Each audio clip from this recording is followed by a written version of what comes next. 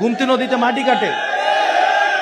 নেতার আশেপাশে আছে বাগুরবাজারের স্টেশন দখলকারী, অথবা দখল করতে চায়, অথবা দখল করবে। নেতার আশেপাশে আছে থানায় যে লোকটা সারাদিন দালালি করে সেই লোকটা। নেতার আশেপাশে আছে দেবিদ্বার বাজারের যে তুলা খায় সেই লোকটা। নেতার আশেপাশে আছে গাঞ্জাখোর। নেতার আশেপাশে আছে নেতাকে রাতে ট্যাবলেট সাপ্লাই দেয় এমন লোক। নেতার আশেপাশে হচ্ছে নেতার সাথে বসে বসে, আমি ওই দিন আমাকে বলে বোতল মেচ কি মেচ। আমরা দেখতে পাচ্ছি প্রকাশ্যে কিছু কিছু রাজনৈতিক দল বলছে ক্ষমতায় আসলে কিসের সংস্কার, এগুলো ছুঁড়ে ফেলা হবে।